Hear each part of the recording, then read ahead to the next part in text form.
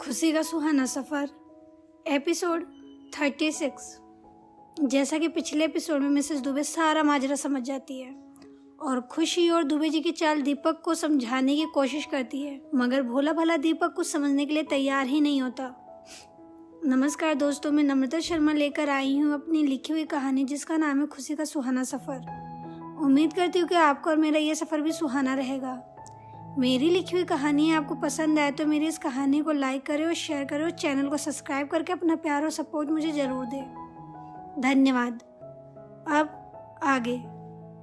खुशी दुबे जी से बोली, पापा अब बस आने वाले कुछ ही पलों में हमारी पोल खुलने वाली है और उसके बाद जो बॉम्ब फूटेगा उससे पहले हमारा बनाया हुआ प्लान, फिर उसके बाद हमारी इज्जत की धज्जियाँ उड़ने वाली है। अभी आधा घंटा भी नहीं हुआ जब मम्मी ने मुझ पर भरोसा करने की हिम्मत जुटाई और बड़े भारी मन से मुझ पर भरोसा किया, मुझे प्यार किया, मुझे थोड़ा सॉफ्ट और थोड़ी फ्रेंडली होने की कोशिश की, सेल्फ फोर्सफुली ही सही, मगर उन्होंने हमारे बीच की वर्षों पुरानी शिकायतों को भुलाकर मुझसे बहुत सी उम्मीदें बांध ली थी। उन सब का मटिया पलट हो जाएगा।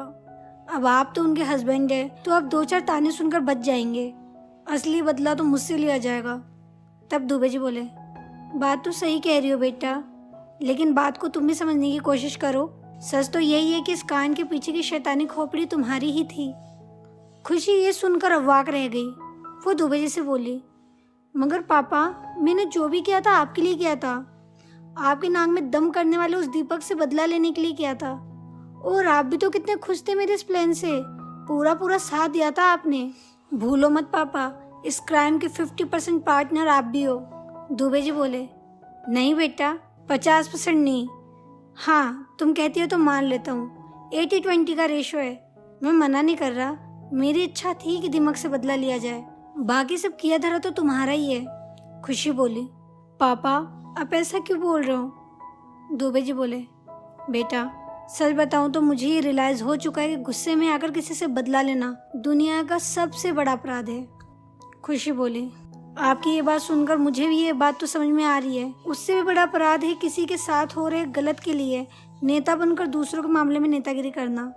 दुबे जी समझ चुके थे कि खुशी उन्हें ताने मार रही है, तो खुशी को साफ शब्दों में बोले, बेटा कुल मिलाकर बात यह है कि मेरी जिंदगी मेरे हिसाब से जीना चाहता हूँ और इसलिए मैं जो भी करता हूँ मैं खुद को गलत नहीं मानता हूँ और ये भी मानता हूँ बेटा कि तुमने जो भी किया मेरे लिए किया, मगर मैं मेरा पल्ला सिर्फ इसलिए झाड़ रहा हूँ कि तुम्हारी मम्मी को सब कुछ पता चलने के बाद उसमें मैं तुम्हारी कोई मदद नहीं कर सकता। उधर घर के भीतर मिसेस दुबे दीपक से बोली, तुम्हारी मदद तो कर दी उन दोनों बाप बेटी ने, मगर अब वो अपनी खुद की मदद बिल्कुल भी नहीं कर सकेंगे। मिसेस दुबे को मालूम था कि दीपक के कुछ समझ नहीं आने वाला, तो उन्होंने दूसरे तरीके से दुबे जी और खुशी की चाल को दीपक के सामने लाने की कोशिश की। उन्होंने दीपक से बोला, दीपक तुमने मेरा पुश्तैनी जार तोड़ दिया और अब तुम जानते हो कि इस चमत्कारी जार के टूट जाने से मुझ पर या फिर इस घर पर कितनी बड़ी मुसीबत आ सकती है, मगर इस आने वाली मुसीबत को टाला जा सकता है। दीपक ने थोड़ा राहत की सांस लेते हुए पूछा, वो कैसे मम्मी? मिसेस दुबे बोली, ये तो तुमने सच बता दिया कि तुमने वो ओरिजिनल जार तुम्हारी गलती की वजह से तोड़ दिया और तुम्हें डांट से बचाने के लिए और मेरी जान बचाने के लिए तुम्हारी बहन खुशी और तुम्हारे पापा ने तुम्हारी गलती मुझसे छुपाई और तुम्हारा साथ दिया और ये नकली जार मेज पर रख दिया। लेकिन इस फरेब से बला नहीं टलेगी। तुम ये बताओ कि ये जो टूटे हुए जार के टुकड़े थे वो खुशी ने कहाँ फेंके?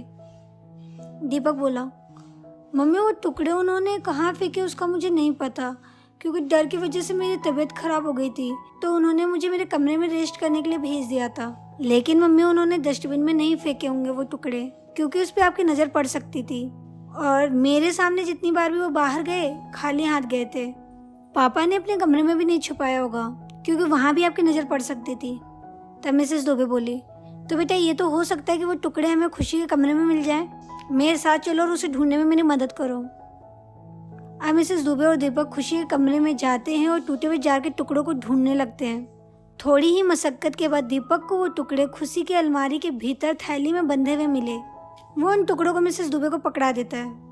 मिसेस दुबे दीपक को खुशी के कमरे में बिखरे हुए सामान को समेटने के लिए कहकर खुद टुकड़ों को उसी मेज के ऊपर रखती है और फिर मेज पर रखे हुए जार को उठाकर मेज के नीचे छुपा देती है और फिर उस जार के टुकड़ों से भरी थैली को जोर से जमीन पर पटकती है और थैली की गांठ खोलकर उन टुकड़ों को जमीन पर बिखेर देती है। कुछ टूटने की आवाज सुनकर दीपक और उधर से खुशी और दुबे जी घर के भीतर आए।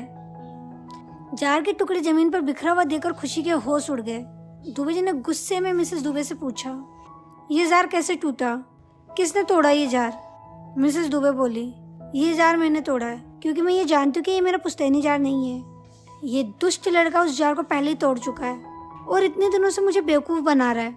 ये सुनकर दुबे जी झल्लाकर बोले, ये जो टूट कर आपके सामने बिखरा पड़ा है यही ओरिजिनल जार है। दीपक ने नहीं, ये जार आपने तोड़ा है। तब मिसेस दुबे बोली, क्यों झूठ बोल रहे हैं आप लोग? ये झूठ आप लोग मेरी जान बचाने के लिए बोल रहे हैं ना? अब देखिए, एक आप लोग हैं जो मेरी ज़िंदगी बचाने के लिए और इसे डांट से बचाने के लिए कितनी मेहनत कर रहे हैं, लेकिन इतना करने के बाद भी ये बात झूठी तो साबित नहीं हो जाएगी कि वो जार टूट चुका है। जो मेरी माँ की आखिरी निशानी थी, उससे जुड़ी हुई बहुत सी यादें थी। वो ऐसा बोलकर गुस्से का नाटक करते हुए दीपक की ओर लपकी और उसे एक जोरदार थप्पड़ लगाया और झिंझोड़ते हुए दीपक से कहने लगी, ये तूने बहुत बड़ी गलती की है दीपक। पता नहीं इस सदमे को मैं बर्दाश्त कर पाऊंगी या नहीं, पता नहीं मैं बच पाऊंगी या नहीं, लेकिन तू पक्का नहीं बचेगा। आज मार दूंगी तुझे जान से।